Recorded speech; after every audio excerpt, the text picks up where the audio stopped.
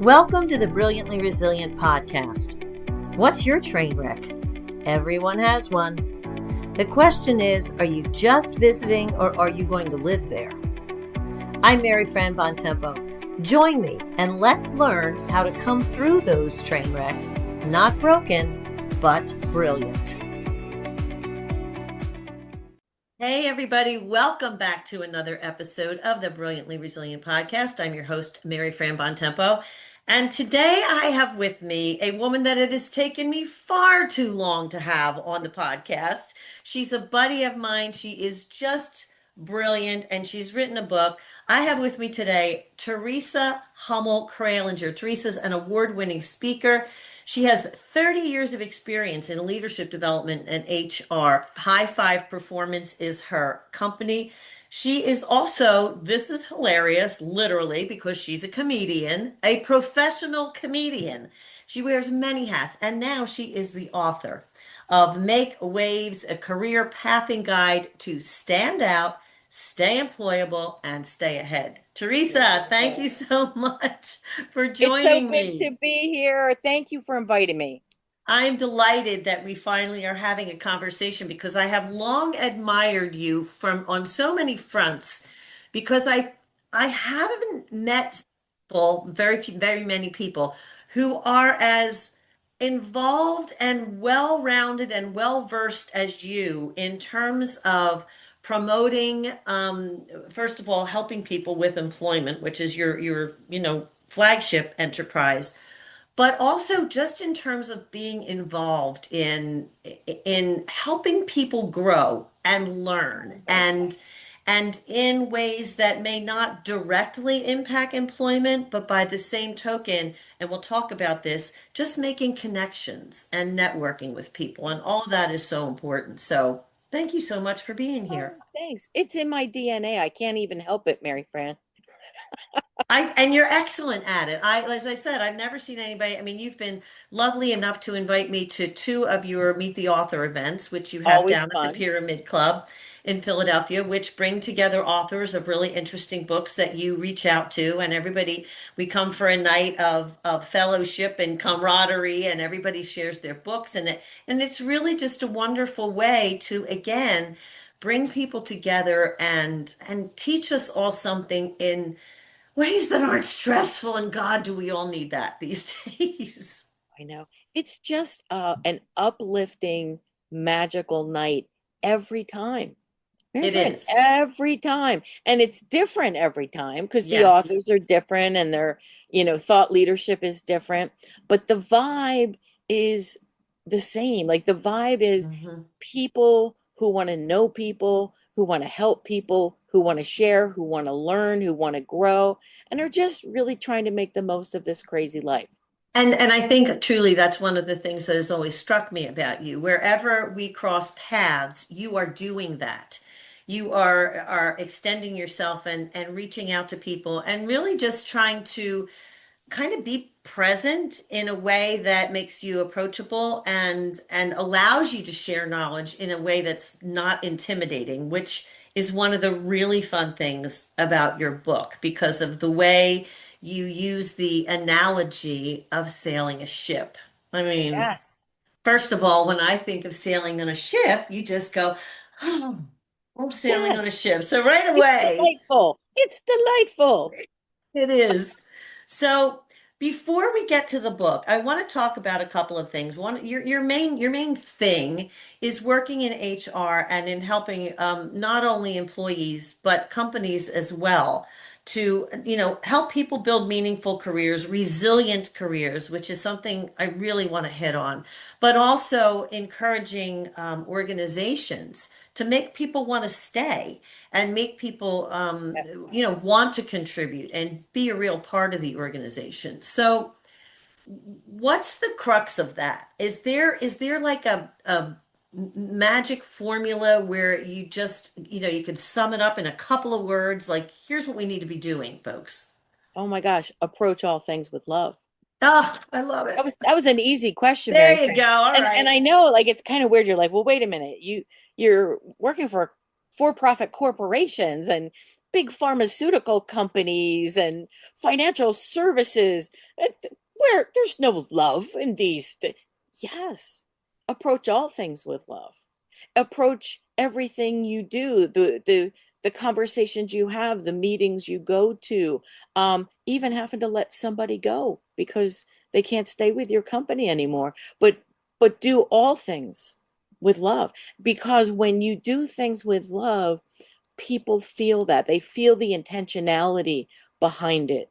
We are smart creatures. We're energy sensitive, you know? Mm. And when you're giving feedback, I ask a question. I have this one workshop I do on difficult conversations, and I ask the question, what if your best friend had feedback for you that was something that you were doing that was getting in your own way? Would you want the feedback? And just about every hand goes up. Well, yeah, of course I would want the feedback. What if somebody that you didn't necessarily trust, you didn't really know if they were on your team or not, they had the very same feedback for you that was getting in the way? Would you still want the feedback? Well, now only maybe half the hands go up. Mm. Why is that? Because intentionality is important.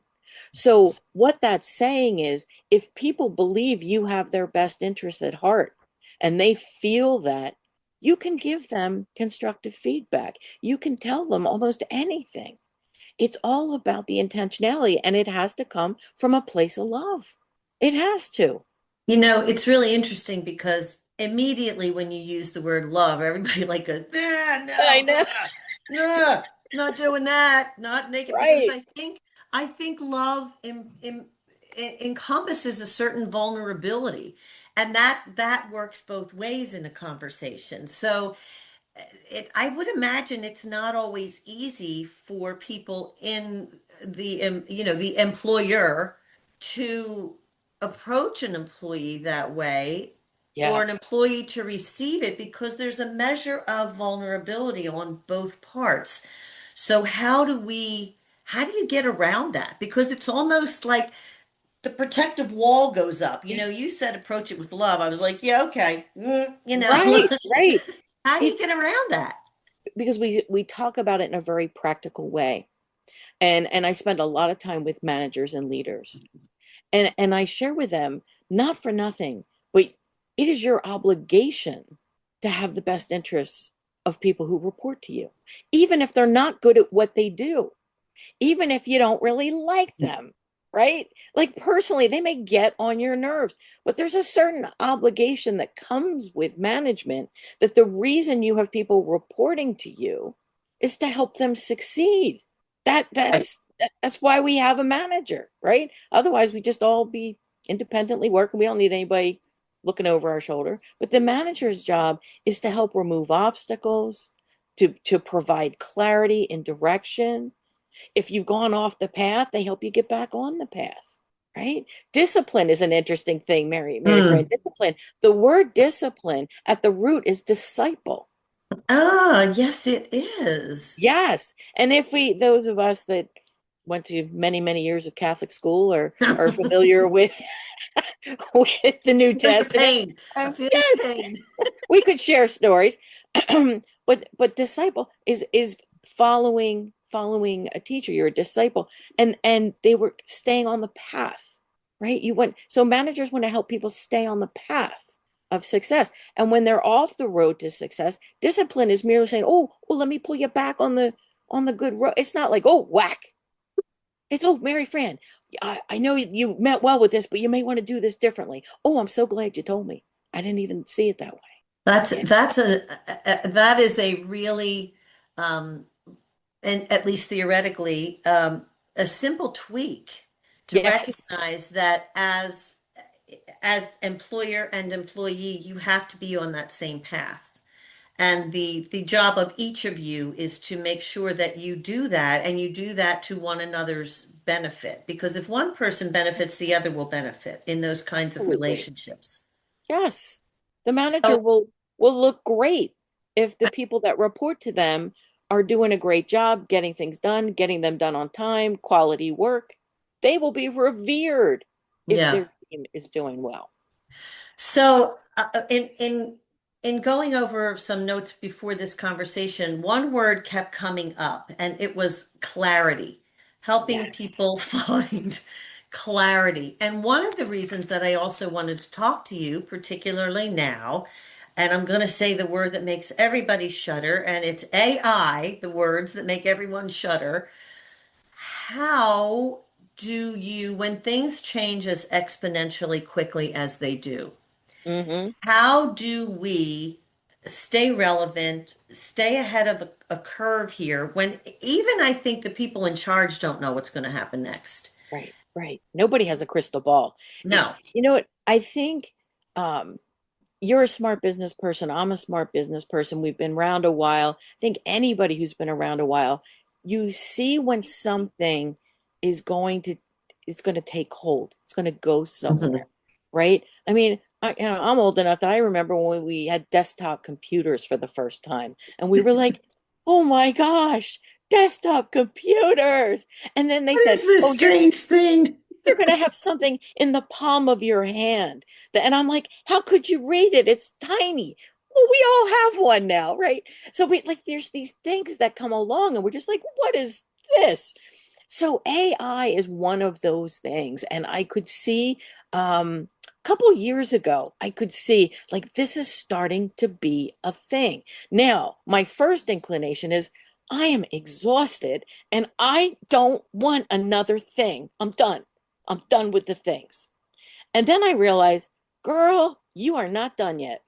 So don't bury your head in the sand. That's my first piece of advice. Don't be Hmm. like, I'm la la la la. I don't know what's that. No, you have to just take hold. I signed up for a program with Elliot Mazie, who is a technology for training guru who's been around forever, forever. And he had a program in Saratoga Springs, which honestly is a lovely area. So I did want to go to Saratoga Springs as well, in fairness. So there was a 2 day AI intensive for people who are in learning and development, organizational development, and HR. 2 day intensive. Because I'm like, if I don't sit down and focus, like, it's like somebody has to hold my face, look, listen for 2 days, I am never going to get this. So I sat down for 2 days with 50 other professionals, and we learned at that point in time, these are the tools. This is where we think it's going. Here's how it can help you. These are the things you should be reading, following. So, all this to say, Mary Fran, when something like AI comes up, and I would encourage people with AI, um, take a workshop. Get on. A lot of this stuff is free. Yes. Yeah. Yeah. Well, I would. and AI itself, I would think if you said, "Hey, how can I, ask AI, what can I do to Oh, learn this and stay ahead of the." I mean, it'll tell you. It literally will lay out it a plan. will. Yes. And so it's a matter of maybe not necessarily having the clarity, at least initially, but exposing yourself to what's coming Yes. around so you can eventually find that. And I would guess that clarity is an ongoing process, finding that in any career. Yes? Yes. Yes. And it's seeking it out. In Mm. order to find clarity, curiosity has to be partnered with it, right? It's like, I wonder what this is all about. I wonder who the thought leaders are. What are the books? How can this help me? What are the risks? Should I be afraid? Right? But Yeah. you need to be curious in order to get the clarity. It's funny. I had a conversation with Luann Kahn, formerly of the She's TV news, wonderful. and she's Yes. wonderul. And she had a reaction like what you just mentioned, and I forget what it was some kind of technology that they were doing on that tin. She was like, "No, I'm not No. doing this anymore." Where you stamp your Right. feet, you pound your fists and all. And she kind of had that same revelation. Like Yeah. I'm not done yet, and if I don't want to be done then I have to be willing to learn. And I do think there's a point where you go, God, not another thing. But Absolutely. but I do also think that once you get over that fear, that immediate no Yes. fear kind of a thing, it can really be fun. Dare I say that? It can be Oh, fun. it, well, I'll tell you right now, if you said, hey, T, we're taking AI away. We're done with it. Oh my God, I would cry. I would be lost. I would be First of all, it's become my friend. I know that's like Yes. kind of scary and weird, but however they've trained this code to work, um, it shares not only the information you need, but it does so in a way that is like almost validating of your personhood, which People feel like, why do I pay a therapist? I can I just talk to know. this thing. I know. Makes you feel so much better. Solves the problem. I told my husband he's in trouble because, and all men are in trouble, frankly, spouses are in trouble because every time you ask a question, so you have a need, not only does it meet the need, but then it says, what more can I do? Can I do more for you? I'm like, this is the husband I never had. As to how else I can help you. I'm like, yeah, Yeah, where have you been my whole life? Well, it's and true. I think too, and you and I were having this conversation before we got on the air about things like book publishing. Everybody has strengths, and those strengths can be transferable, but also everybody has areas that are not strengths, and yet areas that you still have to incorporate into your work. And you and I were talking about, marketing and all those kinds of things. I mean, if you like to write, that's a whole different animal Yes. than liking, enjoying jumping up and down and going, hey, look at me, look at me, look at this book I wrote. That's a whole different thing. But that, to your point, can walk you through some of these things in ways that are not quite as painful. And again, this brings us back to taking that fear out of learning something new or exposing yourself to a new technology at work, or just maybe even trying to stay with the pulse of what's happening in the world, the business world, as you move on, that maybe it's not even directly applicable to your career, but in a general, more broad sense. Is that something that you advise too? Like, just be aware. Yeah. I think this it goes back to curiosity. It's Hmm. putting yourself out there, wanting to know what's going on, getting yourselves a few resources. And by resources, it's not just like social media or a magazine. It's also people. There are people just Mm. that just have a knack of being on the edge of what's going on. And like stay in touch with those people, hang out with those people, ask them questions. It's like that's their gift. Their gift is knowing this is the latest and greatest. And you can say, what should I be looking into? Yes. They'll Yeah, and tell I you. think people are only too happy to share that information. And They are. one of the things that you talked about here, and I'm checking my notes, but you're talking about helping people manage careers for a lifetime. And in order to do Yes. that, you have to connect yourself with people who know things that you don't. Yes. So this is where my introverts let out a Mm. heavy sigh, right? I Everybody thinks I'm an extrovert. I am not. Give me a I, book in a corner. I, I am right on the cusp. I am at that 49 to 51% on Myers-Briggs. And believe me, I love people. I love them so much. And then I'm tired and need a Mm. nap and need to be by myself for a while. But but my advice is you gotta have friends.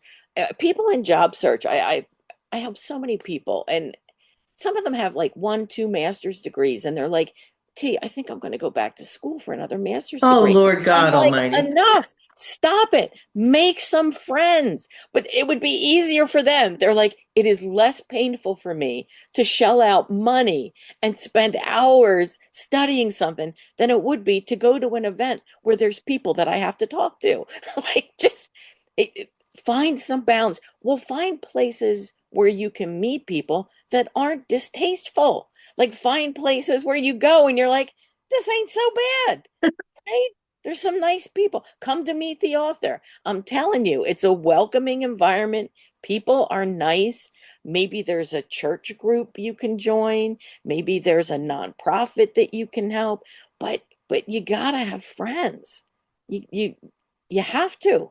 Yeah, and I think that well, for somebody like me, even that word you have to have friends is a little scary. Yeah. Sometimes you just have to reach out to your second and third level contacts. You It's do. not always about those first level people, the ones that we're comfortable with, the family, the best friend, and all that, because very often, to bring this back to an earlier part of our conversation, they're the ones who are patting us on the head and going, "Oh, it'll be okay." And that's not always what you necessarily need to hear. Right. So you do have to kind of, again, back to vulnerability, make yourself go out there a little bit and talk to people about stuff you don't know, be a little bit vulnerable, but also be willing to or open to thinking about where you might fit into these conversations because everybody has transferable Yes. skills. Yes. I tell folks when you go, when you're meeting other people, whether it be at a networking event or even online, think to yourself, you have stuff to offer too, right? Yes, yes. And be clear on what it is you have to offer. And I've seen people look at me with a blank stare. T, I have nothing to offer. Oh, but you do. Have you ever worked anywhere? Well, yeah, I've worked. Do you, do you know people that you worked with? Oh, yes. I have good friends that I work with. Yeah, Hmm. you do. Are Hmm. you good at something? Oh, yeah, I'm good at some things. There you go. So Yeah. you have skills, you have people, you have knowledge. Don't underestimate. You too are bringing something to the table. Yeah. And So that, and that awareness is critical, I think, in terms of feeling like, which is the first step, that you can keep up and compete and continue to evolve, which is a big part of resilience, being able to evolve with the circumstances. So let's yes, put this in the format of your book. So the first part you have is called Set the Direction with the rudder. Set your rudder. And that's yes. about purpose-driven goals. What does that mean? So being clear about what is your career direction. So, I mean, I think way back in the day when we were picking maybe a college major or what we thought it was going to be our first job or whatever, we thought we knew what we wanted to be when we grow up. But as you have to see this too, Mary Fran, we evolve, right? Sometimes we don't know. So back in the day, I wanted to be in the scientific field. I thought I would work in a lab. Merck was near my house. People who worked at Merck seemed to have nice homes, some with pools. That was That enticing. sounds good. I know. I'm like, I'm working there. Those people have nice homes with pools. So I was a biology and chemistry major, thinking I could work for Merck and then maybe go back and get like a medical degree. Maybe I would be some kind of doctor. I could be general practitioner. I could be maybe a specialist. I don't know. Well, I think we all know I'm not meant to work in a lab. You know what I like? I'm not wired for that. It's not like, oh, well, I want to do like I want to be president. Well, I'm not meant like, come on. So you have to think realistically. One, how are you wired? Hmm. What, I how are you love wired? that. And I know people hate Myers-Briggs sometimes, but I think it's a great place to start. Myers-Briggs is a great personality assessment, and it gives you some clues as to what you should be when you grow up. It gives you some clues. And then you want to ask yourself, what are my values? What's Hmm. important to me? Right? Narrow it down to 3 to 5 values. How are you spending your time? What kind of work would align with what's most important to you?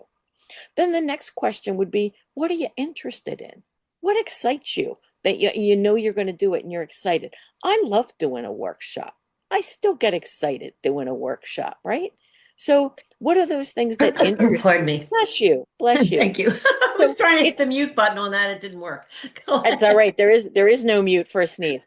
So, but there that whole chapter, and it is the longest chapter in the book, is there are a number of things you can do to get to know yourself better, to align yourself with a path that makes sense. So, I've been in the learning and development field and then in the broader HR field since, oh my goodness, the late 80s, a long, long time. That was not my career goal. But what happened is once I got into the working world, I kind of fell into it and realized I kind of like this.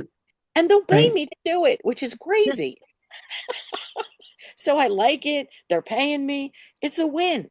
And so that's what the rudder is. The rudder is What is it that you can do, and people will pay you for it, that you actually are interested in and it aligns with who you are? And I would venture to say that it's never too late to ask yourself those questions. No. In fact, I think that that section of the book is as relevant for people who are ready to retire Mm-hmm. as it is for people who are entering the workforce or midway through their work lives. Yeah. Because Well, and you, again, to the point that the workplace evolves, people evolve, and as you progress in any kind of a career, your skill set evolves. You're better at yeah, some things than others, you enjoy things more than others. So that self-reflection, I imagine, is incredibly important in building a sustainable, resilient career because once you know yes, yourself well enough, then you can look at different options and go, this is not going to work for me. That will. yes, yes. Okay. And All right. what's nice in the book, I have curated assessments that are either free or Oh, wow. very, very cheap. So that's why the book is worth the price of admission. If you want to take some assessments, I've found things that are, most of them are free and some of them are just very reasonably priced. So you can do this for yourself. Right. And really see without prejudice, meaning it's always lovely to ask people, well, what do you think about it? Sometimes you need a completely neutral, and it's not always easy to find that, a neutral place to figure out what's going on with you, and that where you take your own emotion out of it. Yes. Yeah. That's got to be Yeah. important to take your own emotion out of it. Okay, so that's the rudder. Then we talk about the hull, strengthening your Yeah. foundation, building skills and experience. So we all have a hull of some sort. And if those of us that are later in life might have like a battleship at this point. Our hull is so big. But all along your lifetime, you're building skills and knowledge. And that's what the hull of your boat is. People who take a deep dive in a certain topic or a certain field are strengthening that. Some people are generalists and they got a little bit of everything, but all of that is strengthening the hull of your boat. Some of this just comes through doing the work, right? Some of this comes through certification programs that we've taken, or maybe an apprenticeship. But that's how we build the body of our boat. And that I'm guessing can include that whole skills area as well. Yes? Or are you talking hard Yes, skills? it's both. Okay. Because we know, like, there's the hard skills, the nuts and bolts of getting it done, but we're going to have to work with people, right? Knowing those people. I know. I know. I've had people ask me, where are the jobs where I don't have to work with people? I Where need are to they? be a researcher, just so you know.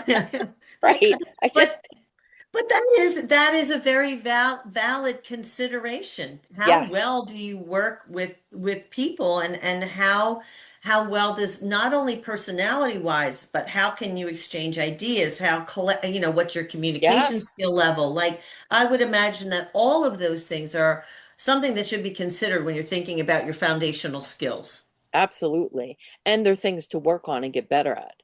I mean, And that's why yes, I've had a job for years, is because I'm teaching people how to have difficult conversations. I'm yes, teaching people how to influence others so that they get the best results.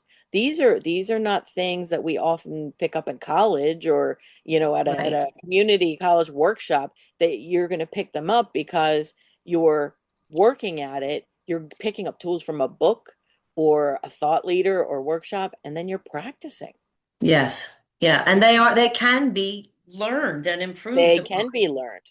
Yeah. And Yes, that's important. I mean, we tend to think of skills as hard-based, empirically valued kinds of things, but right. there's a whole skill set, and I think particularly maybe with AI, where the information is readily available, not necessarily from people, that soft skill set area is something that's going to continue to be of importance. Absolutely. In fact, I think it is as important as having the skills to do the job. Yeah, I It think is, you're it right. is on equal parity for sure.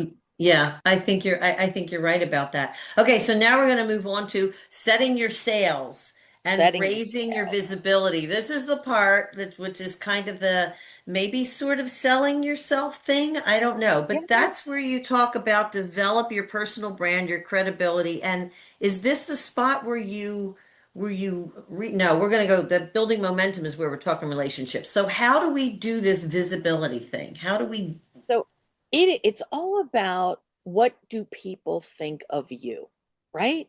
And what okay, are all yep. the things that contribute to what people think of you? Well, let's start with brand. And brand comes from the experience you create for other people. That's really the Hmm. foundation of brand. So when somebody hears your name, are they like, oh my gosh, Mary Fran is a gem. She's a gem. Love her. Because the experience you've created is a positive one. They Hmm. felt welcome, they felt love, they felt not judged. That's that's part of your brand, Mary Fran. It's part of your brand. So So the that's brand number doesn't one. necessarily, it doesn't have to be I mean, even part of your personality is part of your brand then, right? Yes, yes, but it's Okay. more about the experience. So let's say your That's just that. personality, because we have a personality that's in us. We don't have a choice about our personality, but we do have a choice of our behavior. Hmm. So being mindful of what are those aspects of our personality that lead to behaviors that are good? What are those aspects of our personality that lead to behaviors that do not get good outcomes? That's self-awareness. That's maturity, is what that is. So, despite your personality, if you can create experiences that are good for people, that's building your brand. You have to think in terms of like, what is the outcome I want? What do I want people saying about me? Right? Maybe you, I don't know, you're in some kind of role where you need to be like a firm, strong leader. So maybe it's not all huggy and warm and fuzzy, but you want people saying, you know what? This lady, she gets stuff done. She gets it done. Yeah. She gets it Yeah. done, and she can be a little rough around the edges, but God bless her. We need somebody who's going to get stuff done. So your brand isn't always warm and fuzzy, but the brand needs to be in alignment with the kinds of outcomes you want to get. I love that. And I love the fact that we're talking about experiences and creating experiences for people because I think a lot of times um, if you can't check a whole lot of boxes on your own personal resume, you may feel that you're lacking in certain areas. But I think when you frame it in that way, like, okay, but so what kind of, when you do things, what kind of experience are you bringing? What are people saying? What are they looking at Yes. you and coming away with? That is a way to maybe more effectively judge what you're bringing to the table. Okay, so I don't have this technical skill or whatever, but I can do this. I Yeah. can talk to people. I can lead people. I can whatever and, build a team. I can do whatever. So I really like that take on it of being experience based. What are you leaving people with? You can manage that every day. It's not Yeah. so now the other parts of your sales are, do you have any degrees? Do you have any Hmm. certifications? Have you published any books? Have you won any awards? Or do you have any kind of public recognition? Some people, just by virtue of their job, they're well known, right? Maybe they were an Olympian, or maybe they are in movies, like all of those things. But that's your sales, and your sales will carry you, right? Just like a boat, your sales will carry you, but only when there's wind. And And when what's there's the wind? the wind What's is a good market, strong market, okay. and there's no wind. It really doesn't matter how many degrees you have. It really doesn't matter how many books you published. Then it comes down to the last part of the boat, Which is building momentum, which is your motor. which is the motor. And the motor is and knowing people who will use what they know about you, your strong work ethic, your problem solving, you're a delight to work with, your whatever. That have people who know and like you and can speak for you to say, yeah, she's good. She's good. That's this is That, this is just delightful. I'm almost exhaling for myself and for people who are constantly questioning what they bring to things because yeah, the scope of that is so much broader than what we tend to think. Like you just said, for those people who might not have an advanced degree or might not Right. have a title after their name or whatever, that is not the final selling point. That No, is not the it decision-making is not. factor. No. Now, if you want to be a doctor, I would encourage you complete the You education. probably should go But to medical school. right, it would make me feel better. I'm just saying. But there are other jobs where, for whatever reason, maybe you didn't complete your undergrad or your master's, but you are accomplished at what you do. I can think of so many examples of these people who they don't have degrees or designations, but they're rock stars in their field. They kind of fell into it and hung in, and now they're thought leaders. But maybe Yes. they went to school for something else, right? Yeah. So, yeah. So I'm glad you're seeing it this way, Mary Fran, because that is my intention. I want people to look at their career in a holistic way and not just like build one part and then forget the other parts. You have to be thinking of the whole boat. I love this, and particularly given the fact that as we were saying with the whole AI thing, the information part of this, the factual knowledge, all of those things, more and more of that is going to be AI delivered, or that in that world delivered. So these other things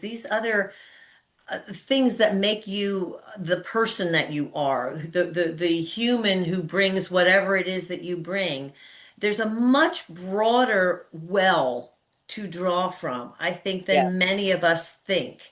And this is really an important, I think, skill for people to start to adapt and look things this way, given the exponential quickness with which things are moving.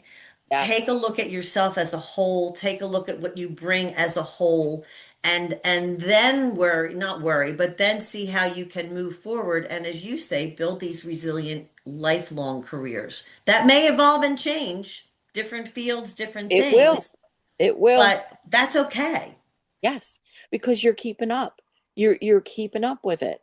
And this is we weren't, at least I was not taught this as a young woman. I was taught go to school, get a job, and your life will be And work everything you right, want and it to work be. in that Yeah. job till your gold watch days, and that'll be Yes. it.